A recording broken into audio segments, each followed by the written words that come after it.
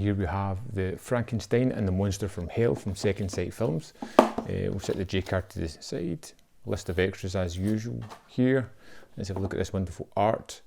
Some of the key points from the movie, designed and done by Graham Humphreys. Plain on the back, similar to The Mummy. First up, we've got the main design on this as well, and just the disc inside, list of the extras that are on the back. Here we have the booklet. It's inside a 48-page booklet. His brain came from genius, his body came from a killer, his soul came from hell. And we have the usual cast and crew notes inside, some essays, some production stills along the way. There's Mary.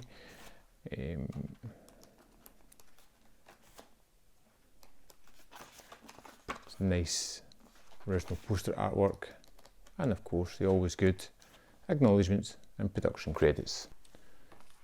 We have some art cards similar to the Mummy set, where we have some stills, some of the poster artwork, and of course the new artwork as well.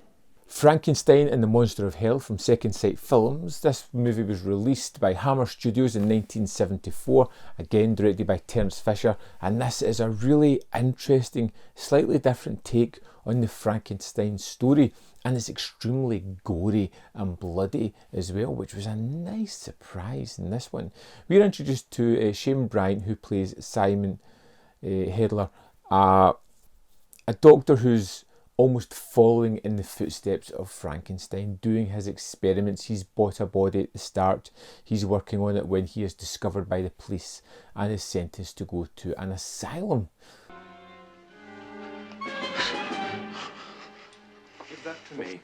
Please give that to me. Oh no, you don't! Careful! When he gets there, he discovers that the actual Dr. Frankenstein is still there and is continuing his experiments, played of course by the wonderful Peter Cushing. We have a kind of student and mentor feeling about their relationship, as Frankenstein tests him a little bit to see what exactly Simon knows in the medical field, and realises that he could be a useful asset to him. And Simon and Dr. Frankenstein continue the experiments that we would know of, but this time they're a little bit different. This time our creature he's not so much a human creature as more a creation, a monster, a odd kind of being altogether, and I kind of like that aspect of it.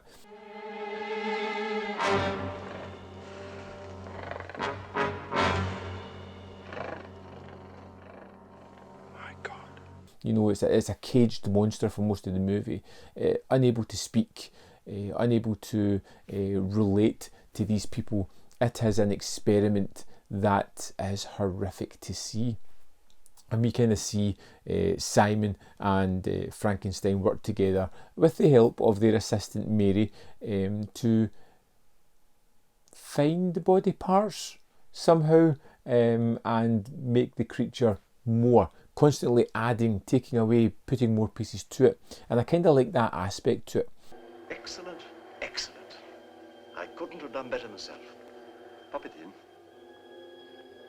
I like the path of our sort of main character Simon. You know, one who's following in the footsteps of Frankenstein, who gets to meet someone he admires so much, to work with them, to ultimately realising what exactly the horrors they are committing and becoming reluctant to continue on the path, damning themselves in the way of doing these atrocities. It's a really nice, interesting take, and all the way through this you have this mid-70s horror feel to it. The lighting is a little bit more creative, the sets are a little bit more dank and moody and adding to the sense of it. There is a deep, dark undertow to this movie. You know, beneath the surface they're doing horrific acts, and it acknowledges this. There's a backstory to Mary that is really kind of damning and horrifying as well, as to why that character won't speak. Won't you speak to me? Can you speak? No, she cannot speak. to see these people in a mental hospital and how they are treated as well, just kind of, it's an icky feeling of a movie. It's one that doesn't pull its punches, surprisingly so. The fact that it goes for it, it knows what it wants to do, and it really does go for it. Other than other Frankenstein movies which feel a little bit more pedestrian next to this, I like the down, dirty, grimy nature that it has. That dark moment within the plot that really comes through in the characters as they realise exactly what they're doing some of the time. For the moment, we must get this place tidied up so that we can start afresh. Now, we shall need new material, naturally.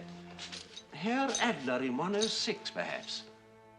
Peter Cushing is, of course, rather stoic as his Frankenstein, knowing what he's wanting to do and driven to achieve it, regardless of the cost. You get a nice juxtaposition with Simon as a similar character who chooses a different path at a certain point, realises it's not the path that he wanted to follow and deviates from it. It's a nice change of pace for that character, for this situation. Frankenstein and the Monster from Hell is wonderful. One of the best Hammer movies, one of the best adaptations of the Frankenstein story. I feel I really did enjoy it. Lots of atmosphere to be had here in this wonderful transfer. The actors are phenomenal. Second Sight Films have put out a terrific movie here, one that I would highly recommend getting. And let's just dive into the extras, have a little look, see what's on show here. And here we are into the disc of Frankenstein and the Monster from Hell. If you go to the play film feature, you'll see that it's got the 16:6:1 version and the 1:37:1 version as well. Let's go to the extras. First up, we have a new audio commentary by Kat Ellinger, and that should be a huge selling point for any physical media fans out there. It's always insightful, always terrific. Next up, we have an archival commentary by Shane Bryant, Madeline Smith and Marcus Hearn. Next, we have an appreciation by David Huckville, which is 8 minutes 37 seconds, and it's just talking about what he likes most about this Frankenstein movie, and particularly Cushing's performance. A little bit about the score as well. Next up, we have the music of Frankenstein and the Monster from Hell, which is an appreciation of the music in the film. Again, David Huckville is there. This is 11 minutes 49 seconds. He's talking about what he feels the composer was attempting to do, and of course plays a little bit himself. Next up, we have Taking Over the Asylum at 25 minutes 55 seconds. It is a making of this movie, and it's wonderful. Lots of different people, talking heads, talking about various aspects of the film. Some really nice, insightful moments, particularly about Cushing and this kind of turbulent time of his life. Next up, we have Charming Evil, Terence Fisher at Hammer.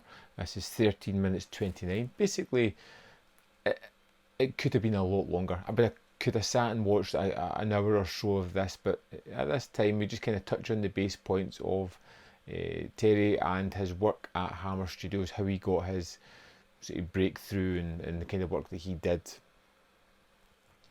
And then finally we have a stills gallery, and that's the extras for Frankenstein and the Monster from Hell. So there we have it. Frankenstein and the Monster from Hell is highly recommended. It's a wonderful adaptation. You get terrific performances from the actors in a moody, atmospheric Frankenstein movie that does not pull its punches. Terrific transfer, another wonderful release from Second Sight Films, which I highly recommend. I'd love to know your thoughts on the movie, whether you liked it, hated it, found yourself somewhere in the middle. Let me know in the comment box below. We can have a discussion about that one. Don't forget to hit the like button, and in the description box below you will find links to the Patreon or the membership program where you can join and help support this channel. Thanks for watching. We'll see you next time on ManVFilm.